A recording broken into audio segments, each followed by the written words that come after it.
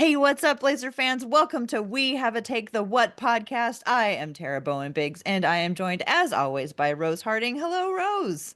Hello, Tara. How are you this evening? I am doing great. Another day where we are recording off of our regular schedule. I am also not in my regular location, so it's entirely possible that we could have technical surprises in the middle of this. We will forge ahead. We have another first time guest joining us tonight. So excited to join us. You all, everybody who listens to this, I'm sure probably knows Mike Richman from Locked On Blazers, except for my sister Patty, who listens from Syracuse because she loves me. But now she's going to know who Mike Richman is.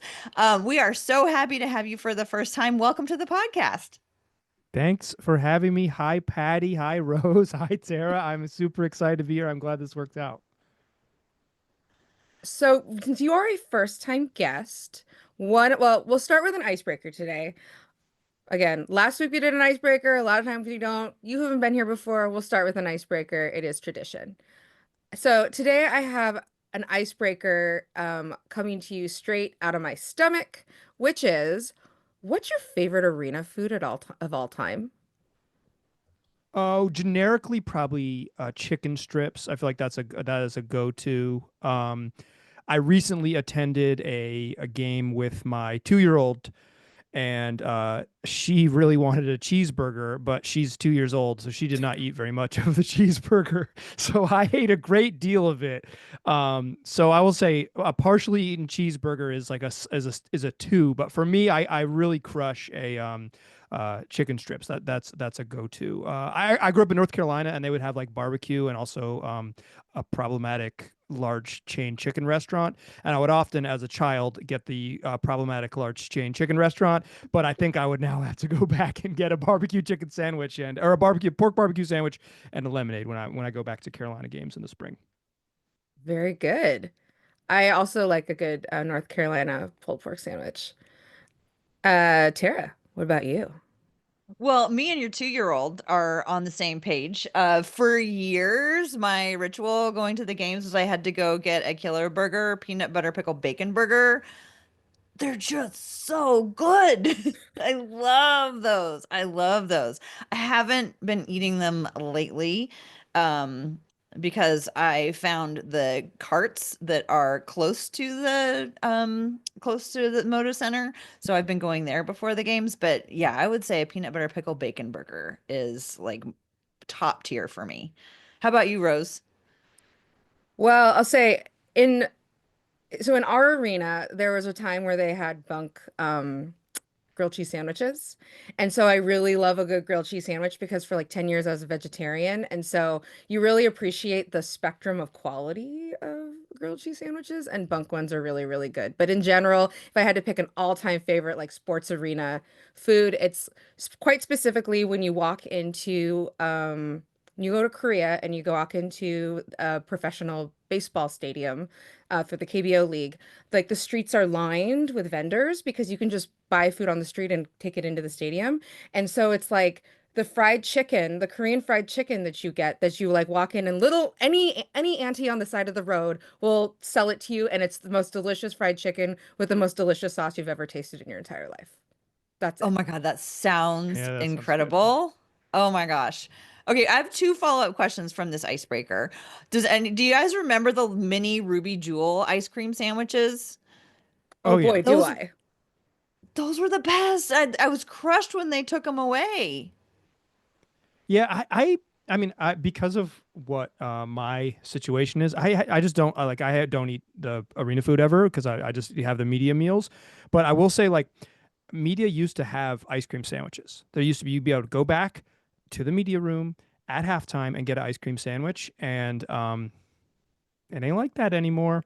And that is a real hit. Now it's just like bad popcorn. And but it used to be that was a dream when I was a little bit younger and could crush ice cream and still use my brain. Some 2 hours later without being fully asleep. But yeah, I miss it too. Okay, and so how was the first basketball game for the 2-year-old? How long did you last? So we've been to two, both 3 o'clock games, the Atlanta game and the whoever they played Sunday, OKC, whoever they played Sunday, the best team in the NBA. Um, I'm sort of a media professional. Um, she really, really enjoyed it, and we don't watch the whole game the whole time. We walk around. We spend some time, hiding behind the sweatshirts at the various places that sell clothes at Rip City clothing companies throughout the arena. But from the first game, they beat the Hawks. I don't know if you remember that game, but like Shaedon hit a huge three with like 2 minutes left to like push the lead, and they was like a pretty impressive win over the Hawks. And her favorite thing was like the streamers. So at the end of the game, the streamers come down and she says, like, oh, I want to go to Blazer game, white and red things falling from the ceiling. And I was like, yeah, that was really fun, wasn't it? And then I looked at my wife and I was like, we're never going to see those ever again. Like we're not going to go. We're not the chances that we go during the remainder of the season, like whatever that was like in December. It was like January 4th. The chance that we go see a home win because we're only going to go to these afternoon matinee games is like so like we need to start downplaying the streamers. We cannot talk about the streamers anymore because there's not going to be that payoff at the end of most of these games. Oh my gosh, but that's so depressing. Don't think that way. But also, you're probably right. Like, Well, yeah, I didn't tell her. I wasn't like, hey, sweetie, they Sit her down. they suck. Like I was just like, yeah, absolutely. That's a really fun part of basketball. And then I'm like, uh-oh. But I have faith that they'll be good. I have a faith that she will see the streamers again in the not too distant future. I'll say my daughter went to her first game last season. She's 8 now. She was 7 then, and they did not win. And I was like, oh boy, especially like we went in the spring. I was like, Oh oh, yeah. like we're not gonna win. And I took her this year, and I gambled. I took her the day after Christmas, and I felt pretty good when I bought those tickets because I gave them to her for Christmas, and so I could say like, oh, we're going to the game the next day. Um, but they had just been blown out by the Jazz, and then they played the Jazz the next day. And I was like, ooh, maybe this isn't what I thought it was going to be. But we won that game, and it was so exciting. And I was like telling Tara, I was like, this is going to be the one that she remembers as like kind of her first game because the first one was not very memorable. Her favorite player didn't play, and then she like got to go, and her favorite player hit the like game-winning shot to win the game. That's the Scoot game winning like fadeaway that he shouldn't have taken, but he cashed out to win the game anyways. Yes, he did because he knew my daughter was there and he knew she needed a core memory about the Blazers. And My man. now she watches replay of Blazer games every night. She's like, "Show me one where they win. Show me one for Scoot plays well." She won't let me watch any other team play. She's like, if I'm watching a different game, she's like, "I'll just put on the Blazer game. What are you doing?" Well, you this week you've had a lot of them. That's true. I do. I have a lot to add to the keep list on my Yeah. DVR. So, Mike, this is your first time here, and one of the things that we usually ask people on their first time here is to tell us, how did you get into basketball? Okay. I was born in Chapel Hill, North Carolina in the late 80s, So you were born into which it. is, yeah, it came to me. I just showed up and it was already there. In 1993, Carolina won the national championship. In 1995, Rasheed Wallace and Jerry Stackhouse enrolled in the university. In 1997, Vince Carter and Antoine Jameson enrolled in the university. They made the Final Four, I think, 6 times maybe in that span. They didn't win any national championships. It's not the golden era because weirdly they won 2 national championships in the first decade of the 21st century, maybe less heralded but more successful. But it was like it's there, and it's hard to explain, particularly Chapel Hill in the 90s. It was such a small community. Duke is 11 minutes away. And they're the second best team in the country. Like people compare it to like Ducks and Beavers. Right. If the 4 times that Oregon and Oregon State have played to go to the Rose Bowl, if it was that every single year, twice a year for your entire life. It is like the proximity and the excellence and the sort of public versus private thing of Duke and Carolina. It is there is nothing like it. It is really a unique type of thing. And so basketball was just a very rich part of my childhood and my community. And I was lucky enough to have season tickets in increasingly higher quality too. Something I didn't realize till I was a little bit older. When I was a little kid, we sat way the hell up there. And the Dean Dome, the Dean E. Smith Center, is bigger than the Moda Center. Like it's a huge arena. So we sat way the hell up there in the what it would be the 300 level, and then slowly, as my I guess thanks Dad, slowly got nicer tickets as we got older.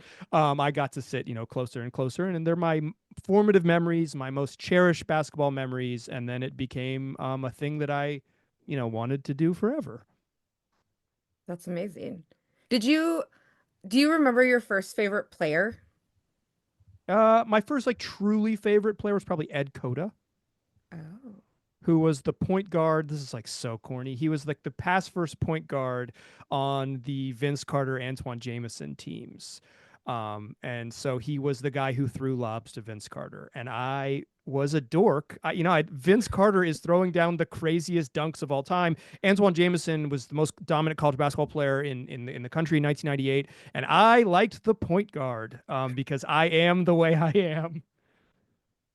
I kind of love that though, because I'll say it like my first favorite player was Terry Porter, because my like perception of Terry Porter was that he was almost as good as Clyde Drexler and nobody talked about him. He was so good on that team, but Clyde Drexler took up all the oxygen, and I was like, look at this guy. Like, would Clyde Drexler play as well if he wasn't playing next to Terry Porter?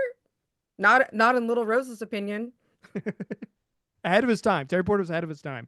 He If he'd come into the league 20 years later, he would have been Steph Curry light. Yeah, that's probably right.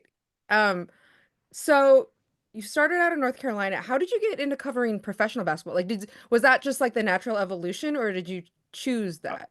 I out of college, I went to Lewis and Clark College. Why they're changing their nickname, even though this is a rant for another day. Lewis and Clark is changing their nickname from the Pioneers to something that's less problematic, despite the problematic part of the institution's name being Lewis and Clark. A pioneer is not a problematic term. That is a totally okay term to call someone. The part that's problematic is associating with white explorers. In any case, I went to Lewis and Clark College, met my wife there. It was amazing, an important part of my life.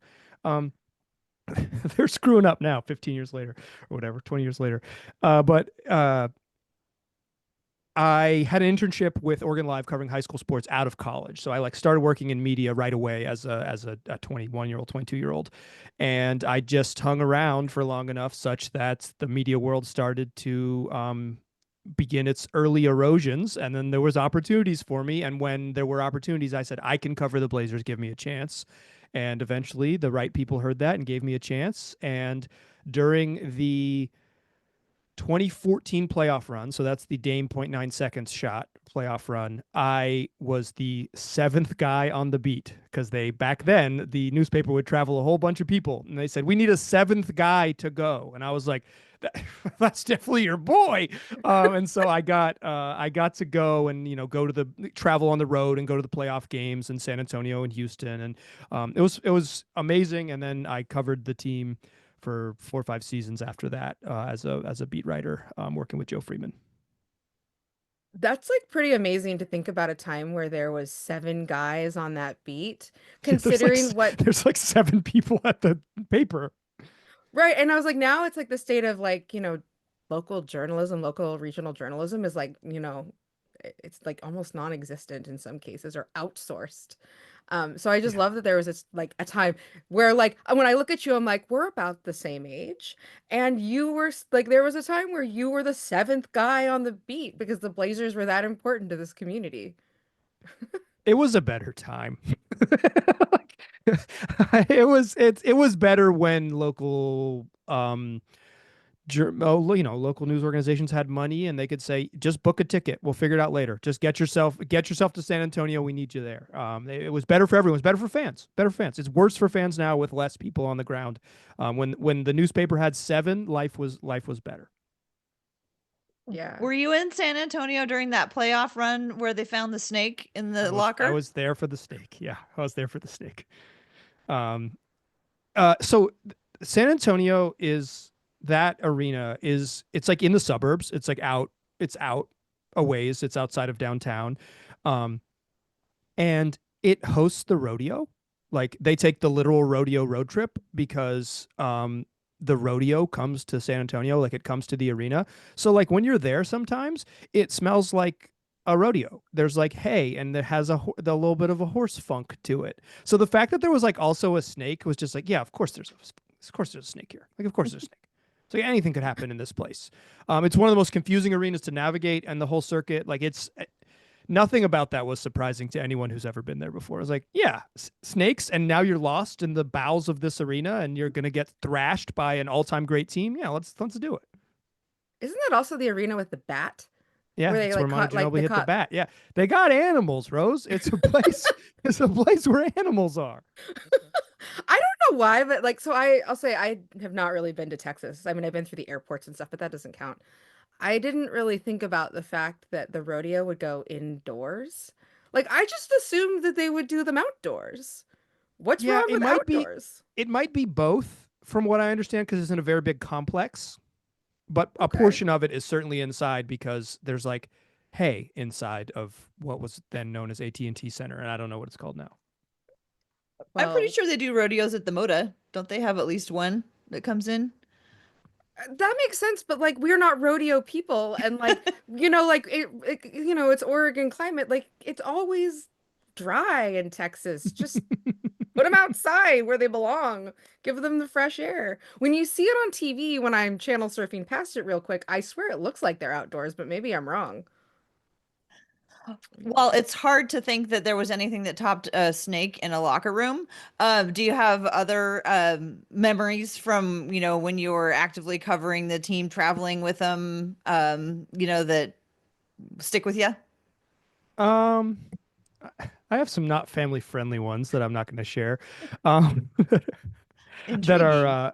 but yeah, we can talk off pod. I have some ones I'd share. There are some moments. I think like one that comes to mind is being at a Fetty Wap concert. If you're familiar with my man Fetty Wap, 1738, he Damian Lillard hosted a Adidas event with Fetty Wap and Little Uzi Vert at his high school, and his people were really wanting me to cover it. His PR people were like, and I'm like, it was like a night of a back to back, and I was like, I'm gonna have to change my flight and spend all this money and like blah blah, like this is gonna be brutal. So I had to get up at 4 a.m. in Denver and fly to Oakland and blah blah, and like it was just like a horrendous travel day. And I get into the gym, and he's not there. There's no interview that's gonna happen. I'm not gonna get any. It's like I have wasted my time. And so then I just go and sit and watch a Fetty Wap and Lil Uzi Vert concert, and the only person I know that's there is Kevin Calabro. So me and my man KC watched a Fetty Wap and Lil Uzi Vert concert together. Lamar Hurd not in the building. Brooke Olzendam not in the building. Casey Holdall, like maybe people the more likely to be there, not in the building. But KC, my man's an adventurer, and it's me and KC at a Fetty Wap concert. It was really incredible. That's an amazing story, Mike. Because I also like part of me was like, what would Kevin Calabro wear to a Fetty Wap concert? Was he He, still in a suit? he was not wearing a suit. He was probably wearing like jeans and a team sweatshirt or whatever. But like I'm looking around like God, I'm gonna have to wait for Dame. I have to beg his people for time. They wanted me to come here, and now I'm gonna because he was like building a gym or a weight room or something. Like it was like like just a nice PR thing and throwing a concert, and it was like. Okay, I'll come, but I want to sit down with him for an hour or whatever. They're like, yeah, no problem. I talked to him for 12 minutes. It was like such a waste of my time. But I did get to see Fetty Wap and Lil Uzi Vert with Kevin Calabro. Incredible, incredible moment. I mean, it's worth it for the story alone, Mike. Yeah. So one of the things I was thinking about is you've been covering the Blazers, but you weren't like a Blazer fan necessarily before you were covering them. Um, and so I like to think that a lot of those guys don't have favorite Blazers, but maybe do you have a favorite Blazer to cover during your time when you were like, you know, Will Barton was pretty cool. He was like a normal person. Evan Turner was incredible. He just like he was a really good guy. Early on, this didn't last forever with Dame, but he was he's the only NBA person of his caliber that would ever respond to a text message. Like I have sent a text messages and called a lot of NBA players in my time trying to get stories when I was more on the beat. I don't do like any journalism now, but very little. But Dame would like text you back. Even if he didn't want to he would respond. The things that people say about him, he is a different person. He wasn't like that when he left. He wasn't. His age and NBA mortality had changed him. and 3 kids and being busy. Like I have to imagine that probably changed a lot of his availability as well. Yeah, and the nature of the 21st century, like it was different in 2015 than when I stopped doing it in 2019 or whatever. Like that just even in 5 years, it was like it was a different beast of connectivity and also his superstar or whatever. But he was a very normal, like you could, I wouldn't call him very often. I'm a text person, but he would like respond to a text message in a way that people of his ilk never would, in my experience. Okay, so you just said something that got me thinking. You said, that that he would never call, he would text. Who are the NBA players who call? Because you know how sometimes you always have a friend who calls and you're like, "Oh my God, why are you calling? Just text." There's got to be some NBA players who are like, "Of course they're a caller." I'm trying to think off the top of my head who's a caller. Ennis Cantor. Oh my God.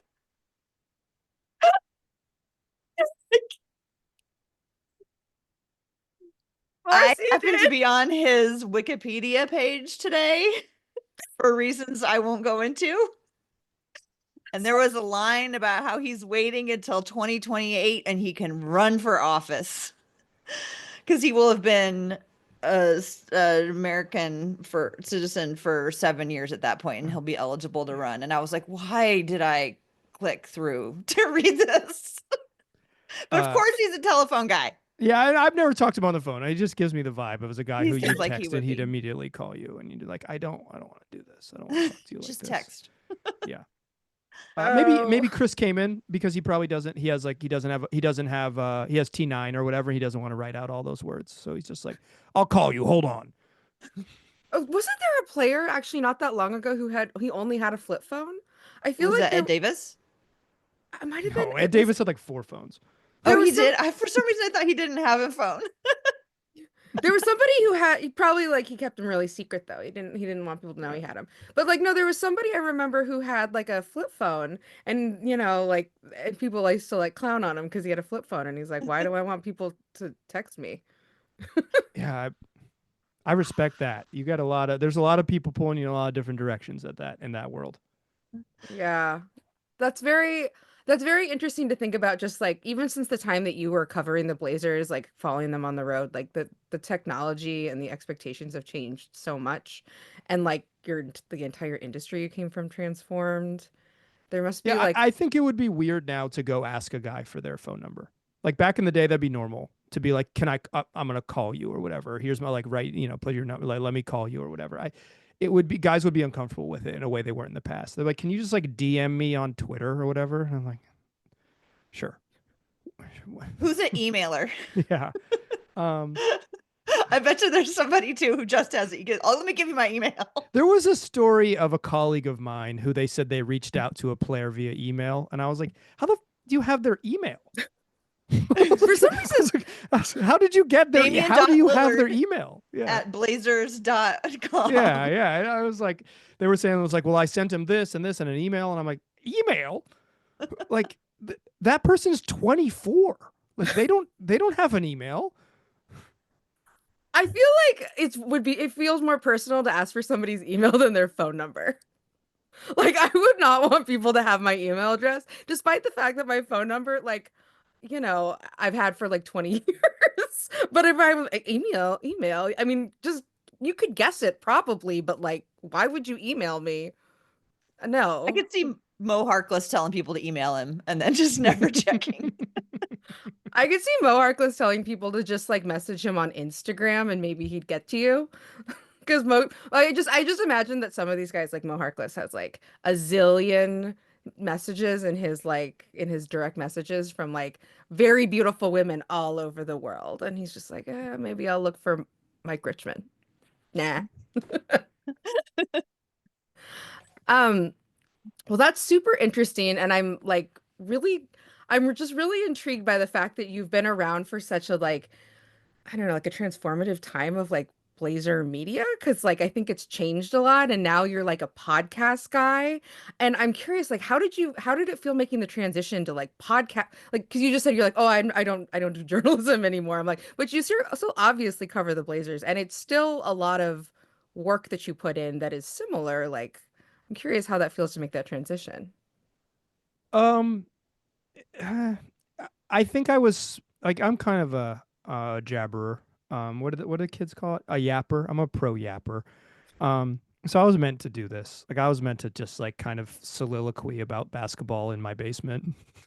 I don't know if I was meant to do it for money, but like 5 nights a I was, week. yeah, I this was what I was always on track to do one way or another. Was just kind of like stream of consciousness talk about basketball in the basement. So, um, yeah, it feels normal.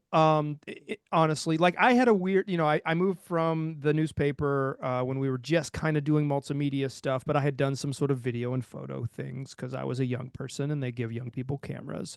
But like, uh, I worked at NBC a little bit and did some like regional television. And that felt out of my element. That was not what I was meant to do. Was be a talking head, and then I became a talking head. Right now, I have a freaking YouTube channel. So it is. It feels right. Like this feels right. It is I kind of miss reporting and writing. Writing is a lot harder than podcasting, but it is much more satisfying to write something that's good than to do a really good podcast episode. Like, I'll close up the old computer after a podcast episode I found satisfying, and I will that satisfaction will last until I get upstairs, and then I'm like, okay, the end. But if you write something really good, you can go back and revisit it. I have some things I wrote many years ago that I'm still really proud of, and I don't think I get that feeling from this medium the same way. What's an example of one of those things that you wrote that you still remember that you're proud of? Um, I wrote a feature. I was just talking about this yesterday with Oregonian columnist Bill Oram, to name drop. He's But Bill was at the game and he was asking me if I had any relationship with Robin Lopez. And I was telling him that I one time wrote this big feature on the Blazers' transformative defense. And Terry Stotts and Neil Olshey both said that Robin was the guy who transformed the defense. And Robin was horrendous and didn't want to talk about basketball at all. And I didn't use anything he told me in the damn story. And I was really proud of it. And I did. It was like maybe one of my early big takeouts. And I just was like, but my memory now of it is like, yeah, and Robin was extremely difficult. So, but yeah, that's one that I'm certainly proud of from way back when. There's a story I wrote that I like that's probably doesn't exist on the internet because NBC doesn't exist, but about coaches stealing plays from one another, and it was something I had reported over several months, and I really liked the way it came out. I don't know that I could find that, but maybe I'll try to track it down because I was that one is one I really like. The That one Wayback requires a lot of Machine. research. Yeah, You can find it on Internet Archive, I bet. yeah. I found a link to it on Reddit when I was looking for it, but then the Reddit link was dead. So I probably could I gotta track it down on the old Wayback Machine. Do you have a favorite detail that like didn't make it into an article that you were like really missed? I've sometimes you meet people who are like journalists and they're like, "Oh, I really wanted to add this thing, but it didn't make any sense and it was my favorite thing that I heard." Um, okay, this has happened last night. I Okay.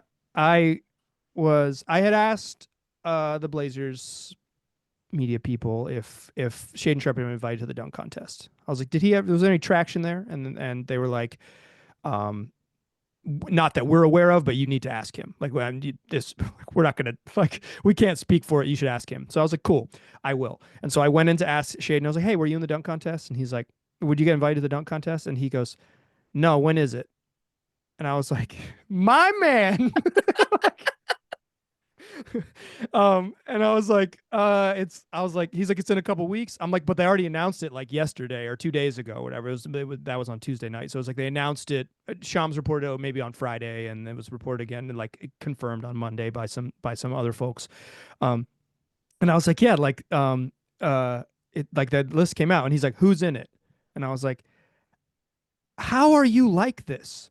Like you are so Shaedon Sharpe. You are just like the most Shaedon Sharpe of Shaedon Sharpes. I can't even. This dude is like he just is whatever he's doing. He is doing it at his own frequency. That's I amazing. I love that so much because sometimes I wonder, if like guys decide they're going to adopt like a public persona. And then like I wouldn't shade them if they did. Like it might be a really good way to like protect a little bit who you are. But like the idea that he's exactly who he appears to be on the court and interviews, it's just like, Yeah, no, man. when is it? It was incredible. It was Oh my fantastic. 10 out of God. 10. Also like the idea that maybe he's like, could I fit it in if they called me? Yeah, Like, he's like, I would do it, I guess. It's like, sure, yeah. Like, I'm like, oh yeah, you don't know. I was like, well, he already got invited to it and turned it down once, so it's like you kind of, at some point, you understood there was a process to it, but he's that timeline was not what it was in his mind. He was thinking about playing a basketball game, and he had a really nice first quarter, 9 in the first quarter. So shout out to Shea. Despite seemingly being just living in his own world, did have a nice opening shift. this is a That's great amazing. this is a great transition because like I would love to just get your feelings about Tara and I are all about feelings here, by the way. That's just what we are.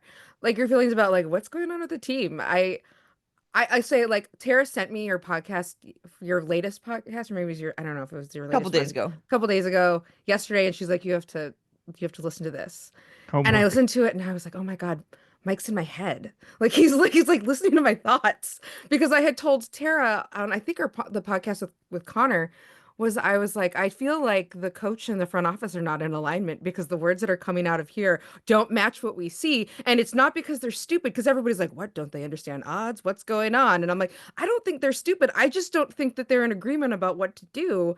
And which has this big, like, I like compared it to Moneyball, where, like Art Howe says, I'm coaching or I'm playing the team in a way that I can defend in job interviews next winter or whatever because he doesn't have a contract for the next year. I was like, that's what I feel like might be happening. But anyway, all that to say is I would love to know more about that and also what you think is going on with Blazers because we just had a win. And I will say, in alignment or not, it was super fun.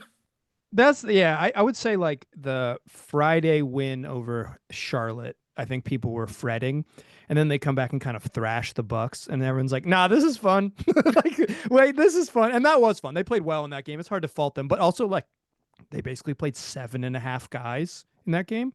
Like No, yeah, they coached to win. Like they were playing to they win that game. they decided they wanted to win. They were gonna give themselves the best opportunity to win. Like that was I think this starts at the very top.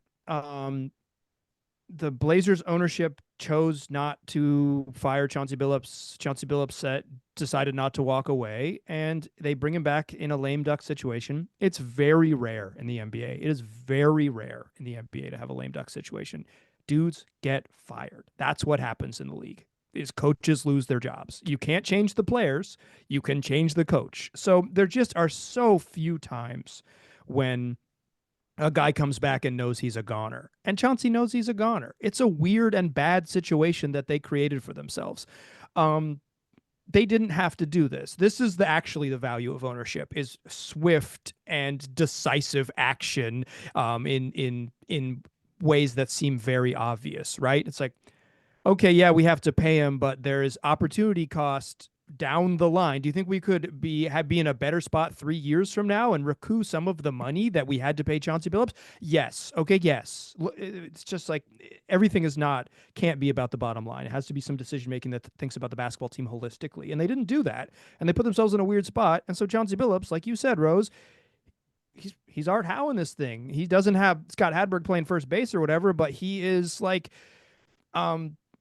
he is putting the guys out there that give him the best chance to win every single night. And they've won 5 of 6. So it's working. They held the Magic to 79 points. They've had some nice games. They handled the Heat in Miami and obviously shorthanded Heat, but they handled them in Miami. Like, it's working. Why would he change it? His Chauncey Billups is auditioning for a job that he will get next year in another city. That makes perfect sense. Like, I mean, when I look at what's happening, I don't obviously know who's saying what to whom or whatever, but like that's the only thing that makes any logical sense and honors like how smart I think all of these people probably are. And no, I don't want I would never be like, oh yeah, Joe Cronin doesn't understand odds or whatever. Like, I don't think it's any of that at all. I think it's just that they're also kind of like they're too professional to call each other out on it now, because also like what probably happened is they ended up in a staring contest. Is like, are you gonna quit? Am I gonna fire you? Neither of those things are gonna happen. No one wants to lose money here. Fine, we'll play it out to the end. And here we are watching it kind of play out to the end, and it's a little weird, but I'll say like I thought that the Chauncey Billups era could have been a lot worse. There's things that don't make super sense to me, but there's tons of stuff that don't make sense to me because I'm not super smart about basketball. But I'm having fun. As of last night in Charlotte, I will admit I was one of those people that was like, this was a horrible way to win a game. It wasn't fun. Nobody that like I wanted to see played. I saw a team try to take a dive and I saw us work really hard to accept it. Not fun. Last night, tons of fun. Yeah, I was gonna ask you guys, are you and Tara too, like do you enjoy the wins? Like when they beat the Heat, when they beat the Magic, do you say like, screw it, this is fun? Like, or is it, or do you have some sort of ping pong ball dread in the back of your head? I mean, it's hard to say. I mean, I think just the Magic win, or not the Magic win, the Charlotte win wasn't as fun because it was against a bad team and they just didn't look as fun winning it. But as long as they look like they're playing interesting ball and they're playing the young guys, and I'm not the like, I'm so mad because Anthony played this many minutes and Scoot only played this many minutes, because I've watched Chauncey Billups long enough to understand that that's how he coaches, that, and he's said it, and this is how he's consistently behaved. He's not going to throw Scoot out into a situation that he can't handle. And so if Scoot is playing well, he gets to keep playing. And if Scoot is not playing well, he comes out. And I think like I was the last game, the Milwaukee game, I was fortunate enough to get some really nice seats. And so I was really watching the coaches, and I was watching him and DeAndre Ayton the whole game. And DeAndre Ayton's eyes were on Chauncey Billups like the whole game. He was doing exactly what he was being told. And Billups was like, I felt like if he had an exosuit and he could have been doing the things, and then DeAndre Ayton would have done those exact same things. Like he wants to be on the floor so bad. You can taste it. He's just like, why can't I be the one out there? But I mean, who had a great game last night? DeAndre Ayton against Milwaukee played a great game because he was dialed into the coach. The coach was dialed into him. And so, like, as a result, it was a fun game to watch because there was fun basketball happening. So to me, that's more important than the ping pong balls are they're gonna fall where they may. Like to me, at 14%, anything else in life, if you had a 14% chance of it, you'd be like, oh, whatever. But this is like golden. It's like the only, and so I just like I don't worry about it that much. I know there's a lot of good players coming up next season. It's so out of my control. So the long story short is some of the wins are more fun because of the fun basketball being played, but these guys need to win too. Like I just think of poor Donovan Clingan, who comes from Tara's just very worried about winning. him. So I'm so happy to see him enjoying this. Yeah, his 11 minutes that he got last night, he really got to cherish that win, his 11 minutes. I do feel like so I don't think all wins are so fun wins, yes, matter a lot to me. Wins that feel like they're in service to future winning, I really like. So like if it was the young guys accidentally winning 5 in a row Yeah. because they were figuring out how to play together, those to me are worth losing whatever percent. I don't know what the percent is, but I know that like between different places, the percentage for getting your like a top pick is like it's just not that different. It's not that different enough if you accidentally strung together 15 wins at the end of the season because your young guys all figured out how to play really well together. I think that it's worth losing that percent of whatever toward a top pick because means that the guys that you already have on your roster have figured something out that you're hoping that the next guy that you're going to draft with that is going to figure out. And like when I heard Joe Cronin, like I think it was like two seasons ago, talking about how when they pick Scoot, he's like, we're here to get the most talent, and then worry about positions and stuff later. Like the next stage of that is after you get your ingredients is figuring out which ones go together, and you still can't start cooking and till you figure out which ones go together. And if like what we saw with the like people, everybody got on message, which was like Denny and two are part of the future of this team. What role they fit into, we don't know yet. But that's what you start like that's when you're starting to cook. And what's great is their flavors that go with a lot of different things and do like are they going to be the 2, the 3, the 4? Like we don't know, but it's great because whatever other talent you're able to slot in around them are going to go well. Like vanilla goes with almost every dessert. That's great. We love that. And vanilla and orange have come together and we're like, great, we're going to start with vanilla and orange, but guess what? We can go with caramel, we can go with chocolate, we can go with whatever else, and they're going to fit great next to those things. But the whole goal is to like put them together and not just get ingredients. So like whatever pick 4, 7, whatever it ends up being is still got to be the right piece when you start to like put them together into a whole thing. So for me, any win that's in service of like future winning, I don't care. Ring them up. Like I'm here to watch them all. Like Shaedon going off for 50, please show it to me by the end of the season.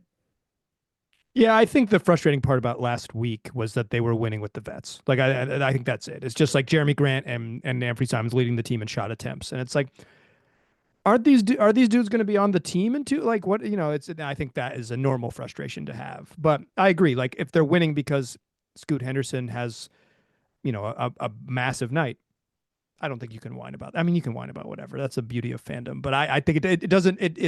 I'm with you. Like if the process made more sense, there would be no reason to worry about wins. But the process over the last little bit has been a little bit wonky and has been a little bit wonky for fairly transparent ways. It's like, okay, everyone's not pulling the rope in the same direction.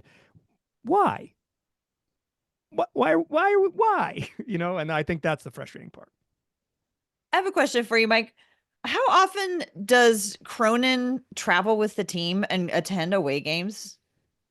Is that so I don't common? I don't know if it's not super common. I don't think it's I don't wouldn't even say it's half. So I think seeing him in Miami, and I think he continued on the rest of that trip, I think that was notable. And it might just be because you get FaceTime 2 weeks before the trade deadline. Let's just have these conversations in person because we can hash a lot out and kind of figure stuff out and get some intel on some other folks and things like that. And also maybe he just wanted to go to some warm cities, even though it was very cold in Florida when they were there. That's interesting. We were like, I'll say like Tara and I were talking about like how often we thought, he goes on the road because everybody was like, oh, he's trolling Miami. He's doing this, he's doing that. Like, oh, maybe he's trying to make a trade with whoever. But we were like, maybe he goes all the time, or maybe he never goes. We had no idea. Yeah, it's not crazy uncommon to see GMs on the road, but I don't think Joe always does that. And sometimes he goes and does some in-person scouting a little bit as well. So he'll be on the road, but like watching some college basketball game in somewhere. Oh yeah, I guess that makes sense too. If you're like they went to Charlotte on that they went to Charlotte on that trip, like there's a lot of basketball players in North Right. Carolina. Like, did he go watch a couple Duke games or whatever and say like, where's future Blazer great Con Knipple? And got to get eyeballs on him. Anything else about this season that has surprised you? There's lots of things that have been confusing. Um, Yeah, I don't know about surprises. I just think they're in such a strange spot because I don't think they're like.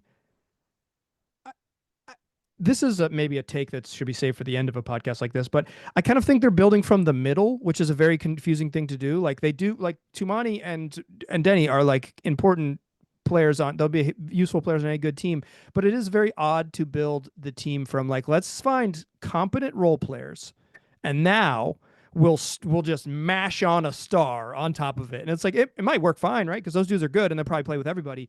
But it is uncommon. So I'm mostly just that's the most surprising thing is like it seems the discoveries and also like they went and chased Denny down, right? This is exactly what they wanted.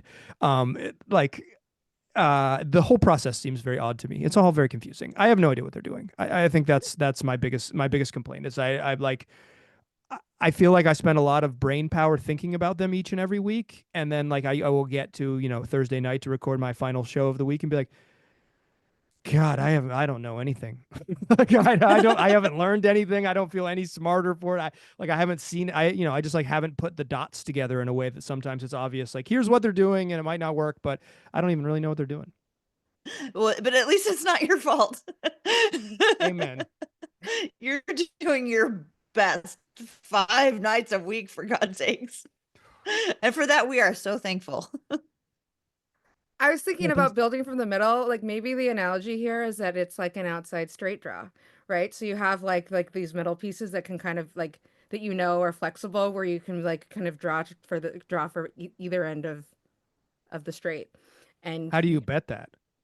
well, I mean, it's better than an inside straight draw where you're drawing for like cards in the middle, something very specific. Like here you've got these really flexible cards that can kind of be built in one direction or the other. And there's more options when you're building that, when you're playing poker that way, when you have a hand like that.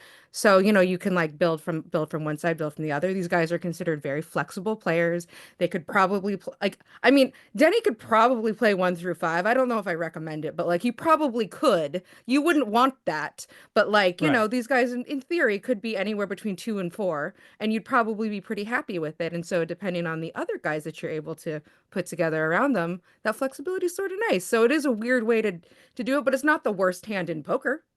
Well, you definitely want to get good players on your team. So Yeah. and so like and to have, and to get I don't know, to get to the river with some options would has some value there to try to continue that analogy for something I don't know a lot about. Well, I'm just saying there's like 8 cards you could potentially draw on it, as opposed to like looking for just like I don't know. I Never like it. mind. We're not I poker just don't. people. Yeah. My husband at one point was a professional poker player, so I have a tiny amount of poker knowledge to share here. But I'm I just saying like the that like analogy. it's not the worst hand you could have. And if you have those cards to string together, like go for it. It's Like the it's the other cards that are on the end though that nobody else wants. yeah. And actually, It can I makes it just a little more difficult. Yeah, they do have a very expensive jack. It is just like, oh my gosh, that's fine. That's not even going to be that's nobody's high pair, or nobody's going to chase that with that jack, and that jack makes $35 million. All right, well, let's just keep it rolling. But we need that for the time being. We need it. Like, I don't know how long we'll need it, but we need it for now because you do have to spend that money. And like, I'll, Otherwise, it's Wop Reith, who we love, but Yeah. I, can I just Donovan say, needs somebody. I said this last night, and I want to say it here into a microphone, which is that I think that DeAndre Ayton gets hit a lot for not being as good as people think he should be. But I also think that a lot of the times he's a lot better than people the way that people from the way that people talk about him. He has some really great games where I'm like, wow, what like he can be really great and dialed in. Not every game is like his game, and not every game is like that, but he's better than people sometimes give him credit for, and he's also not as good as they think he should be for whatever his resume is or whatever his draft pick or whatever. Like so, And it feels like we always hear about the bad games and we don't hear nearly as much about the good games. And I remember last season, still they were getting blown out by 20, 30, 40 points. And even in those nights, thinking, God, where would they be without DeAndre Ayton? They'd be down by 80. And yeah, he feel I feel what I meant about Donovan is clearly I want Donovan to be the center of the future. There's no question about that. But Donovan just got to the NBA and he still needs to learn and adjust. And in the meantime, having a guy like DeAndre Ayton playing in front of him, maybe not playing in front of him forever, but like eating up a lot of those minutes makes sense, even if DeAndre Ayton is still learning, and having to have the coach tell him exactly what to do. But if Donovan Clingan is watching that, he should be learning from that too. And then he could do that. So I don't think I'm going to defend DeAndre Ayton till the ends of the earth because I think that he was dealt a hand that he wasn't quite ready to take and know how to play, let's just say. So anyway, to just wrap up and destroy that poker analogy and run it right into the ground. I think we should pivot, if that's okay, to Yeah. talking about the What Awards. So Mike, the listeners to the podcast know that we do the annual What Awards, and so we like to we're a little bit more than halfway through the season. We wanted to let you know what the awards are and to find out if you had any potential nominees or people that we should keep our eye on for potentially nominating for these awards when we do that at the end of the season. So the first one is pretty basic, most valuable blazer. We've got some pretty clear thoughts on like Denny and Tumani rising to the top right now. Any other players or anything special about Denny or Tumani that you would like to uh talk about, or other people you would want to recommend for that most valuable blazer? I think it's got to be Denny. I think he's been the best player on the team. And he overcame a really awful first month of the season to be like, okay, now I figured out how it works here. And then they brought him off the bench, which is just like was really weird. And then I learned this last night. He really likes John Cena because he is Gen Z or whatever. And he asked them when he gets an one in the arena to play the John Cena walkout music because he also wants to do the John Cena hand wave celebration. And so my man has it rolling and has controlled what Game Ops does when something cool happens. He is extending his excellence to all fields in the arena. So he's truly the MVP. So he kind of owns it. I didn't That's know cool. that came from him. I did see him do the thing and I heard the music and it was like a couple weeks ago and I saw that and I was like, how did they do that? Because it feels like he didn't do this before. No, and I think he like asked them to be like, I want you to. He said it last night. I asked him in the press conference. It's like, yeah, I asked them to play that because I like John Cena, and I was like, so for real, you like told them? And he's like, yeah. And they play when he scores. They play Benny and the Jets by just Elton John. Does Denny care about Elton frickin' John? No, Maybe. Someone else picked that one. he was born in the 21st century. Okay, so this whole facial thing, I don't know anything about John Cena, nothing about any of this stuff. I just remember when I was like in third grade, we would do this and we'd go facial when we really wanted to burn somebody super bad. So I totally thought that like that's what they were doing last night. I was like, that is so good. Because I remember like in third grade when some little boy, really made me mad and I would just go facial. And I was like, yeah, Denny. I don't think you and I are from the same generation, Tara. No, we're not. We've talked about this Yeah, before, okay. Rose. So maybe John Cena got it from my generation. They saw their Maybe parents. He John saw his Cena's parents mom doing. and dad did it. Yep, yep. Okay, so most valuable blazer. Moving on. Most improved. I'm curious what you think about that one. It could be Denny, or excuse me, it could be two. It could be two. I feel like Scoot has to be in the conversation. Absolutely, he's improved, but it's with all due respect, the bar was in hell. So like he was he was only going to get better. Because he just struggled so much in year one. Like he had a good last 10 games or whatever, but he just struggled so much in year one. But yeah, he's definitely undoubtedly better. I do believe the Ringer called him one of the least improved players in the league, and I was like, y'all gotta watch the games. He's so obviously better when he plays. Scoot's in it. I think two has just taken a step from being like, yeah, he could be pretty good to being like, he needs to be on the court for 35 minutes. Like I think last year was like, Tumani's got a lot of stuff. Like we'll see what he becomes. And now it's like, they need to get Tumani on the court for 30 some minutes every single night because he's going to help at all times. And that wasn't always the case last year. I think he's been really, really good. Well, I don't have any arguments there. We got to somehow come up with 4 for all these by the end of the year. So I can't wait to see who else comes on. Okay, now we're getting into the really serious ones. The next one is Bench Celebrator Man of the Year. So I think on the bench, it's probably Jabari.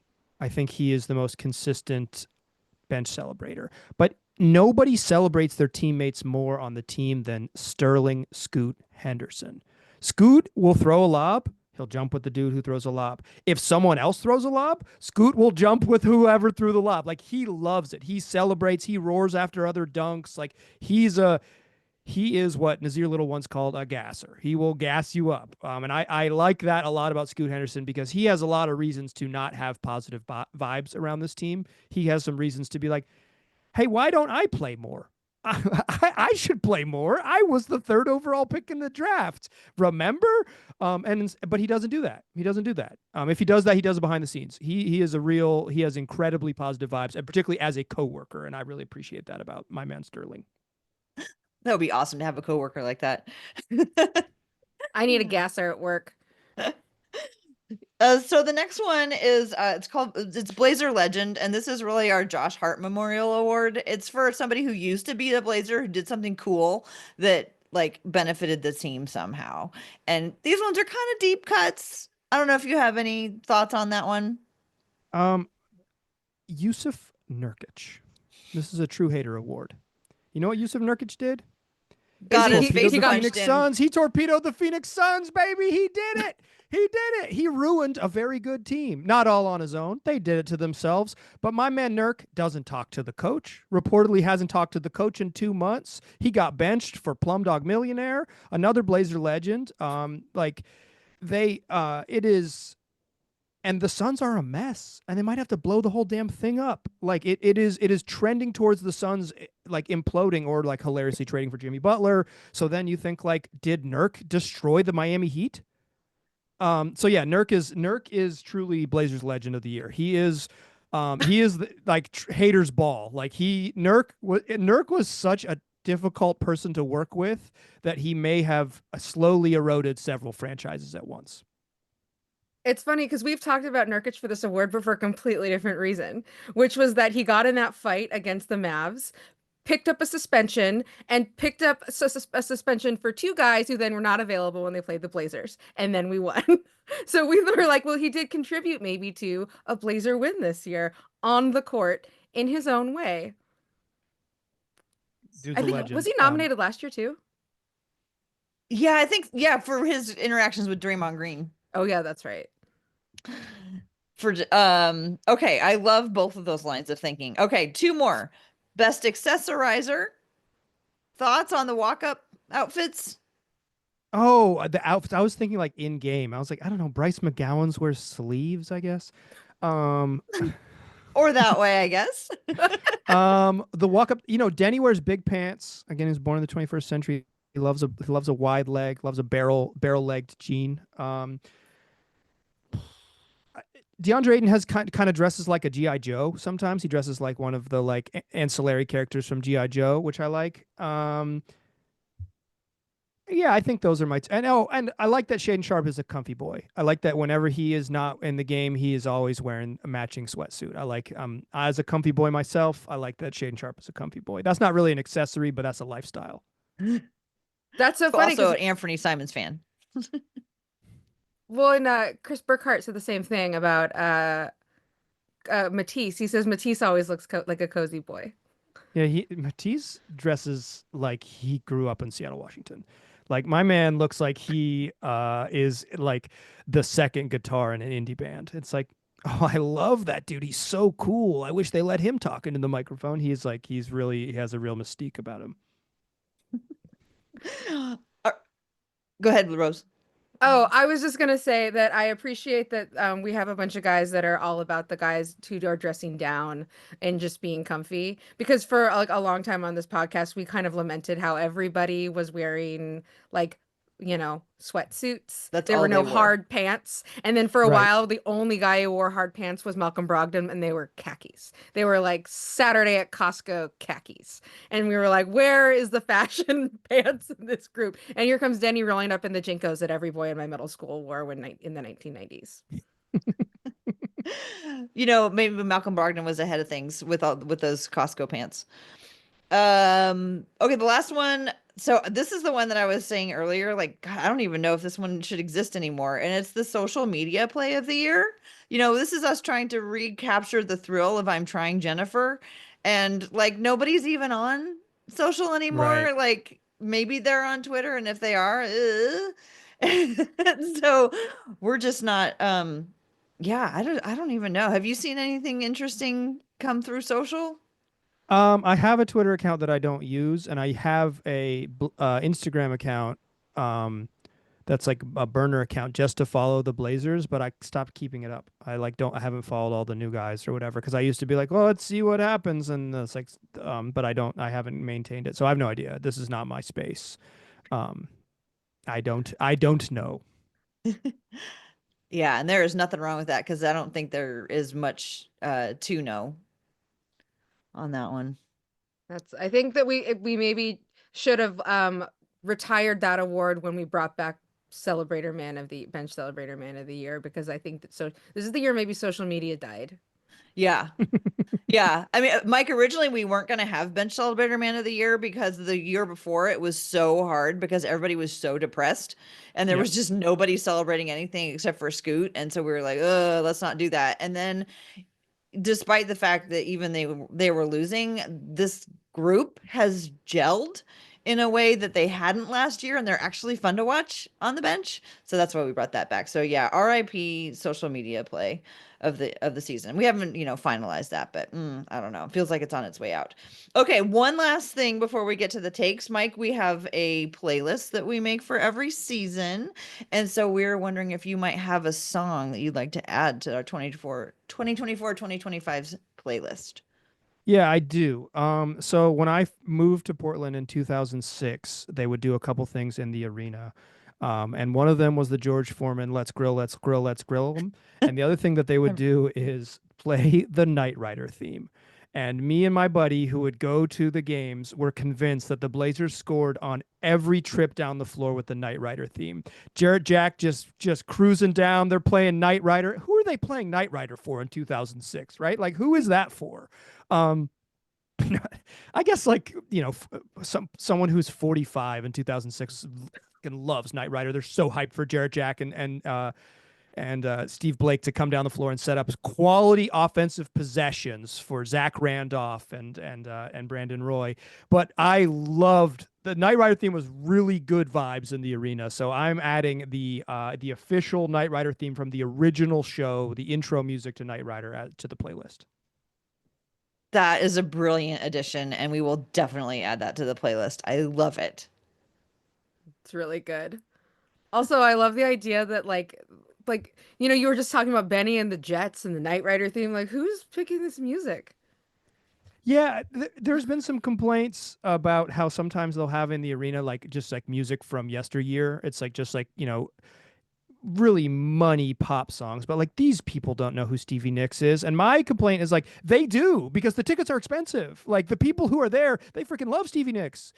Like young people cannot afford to go to the games, so they are not there. Like this is a Stevie Nicks crowd. Crank it up.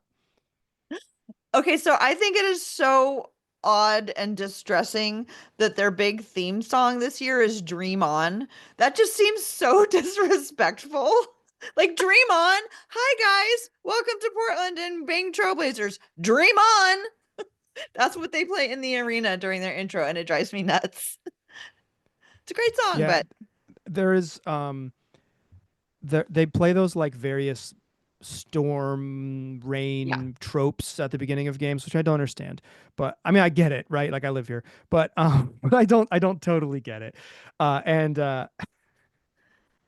One of them started with like kind of like a Bruce Lee knockoff voice, and his like it was like be formless, Yeah. be it's like it was like live without. It's like be directionless, it was be formless, be something else, and I was like, this for this particular team is a really bad way, really bad. I told someone who works Yeah. at Blazers, I was like, y'all got to drop this one. I was like, because if I were writing my eulogy for the team, be formless would be real near the top. Okay, so let's go with any other words to begin this one. So let's play Dream On. I would say I really was wishing that because the jersey patch this year was Brightside Windows, that they would make Mr. Brightside a stadium anthem for us, but it A didn't great sing happen. along, a great And I sing was like, along. people like maybe it's on the little young side, but it's not too young for like the people that can afford to go to these games. Like people would scream that one, I think. thought, guys.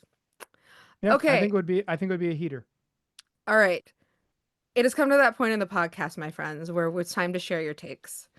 It is July 29th, 2025. I'll start with you, Tara, because I January know that 29th, actually. January 29th, 2025. Tara, you told me you have a take today. Tara, what is your take?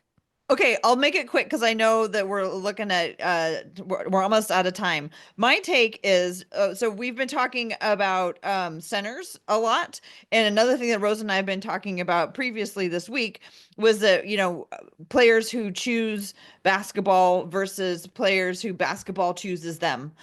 The last couple of centers that the Blazers have had, Yusuf Nurkic and DeAndre Ayton, if you go back and listen to their story about how they came into basketball, are both players who basketball chose them. Donovan Clingan is a guy who chose basketball. And I just had that realization and it excites me. Not that I think that there's anything wrong with if you're a person who basketball chose you, but I'm really excited to watch the development of Donovan Clingan as somebody who chose basketball playing center for the Portland Trailblazers. I love it. Great take. And also something that I didn't really think about that way, but you're right. Like, very strong basketball chose DeAndre, basketball chose Yusuf Nurkic. All right. Yeah. Mike, what about you? This is your first time on the podcast. This is your first time to have a take on We Have a Take. What's your take? Okay, well, my real take might have been that the Blazers are building for the middle, and I don't understand it. But I will, for the sake of this, I will say this. There's a lot of people that are maybe disappointed in the hubris involved in the Blazers trading a future draft pick that encumbers them until 2028. And my take is, Joe Cronin, he's not worried about that because he doesn't plan to make the playoffs until 2029.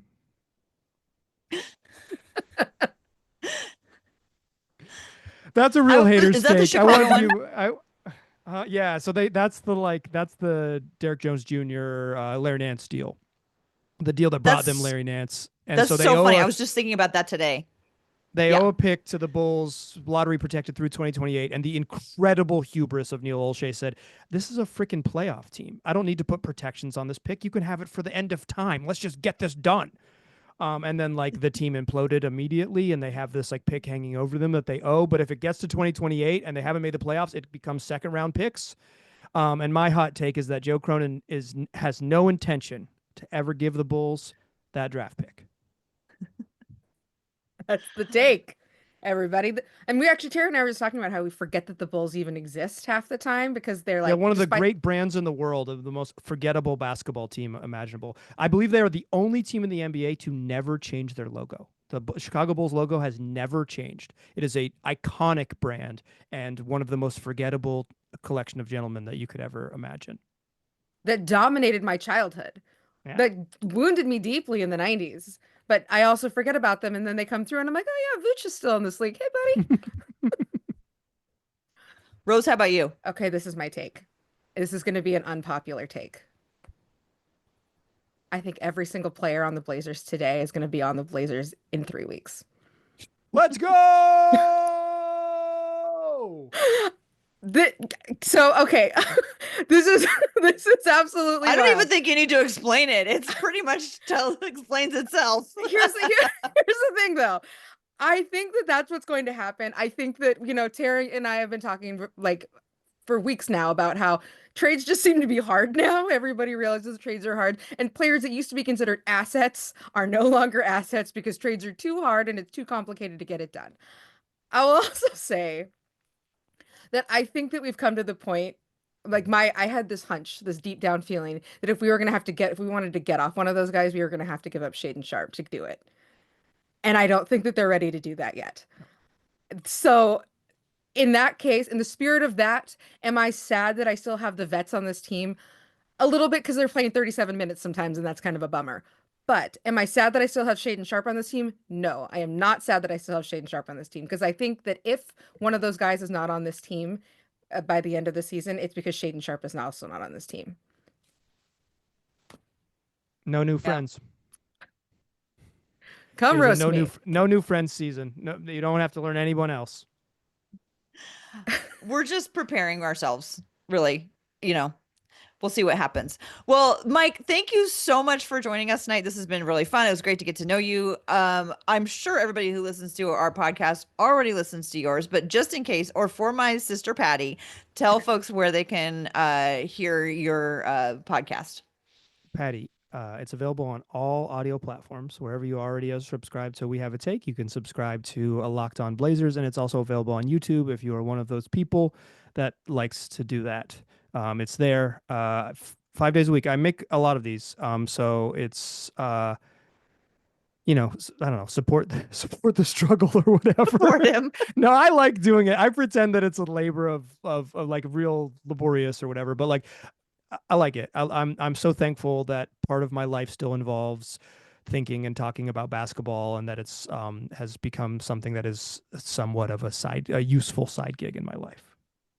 I am so glad to hear that last part. I think we should clip that. And so I can, because every time you do one of those ones after, an unfortunate win or a really bad loss, I'm like, oh God, poor Mike.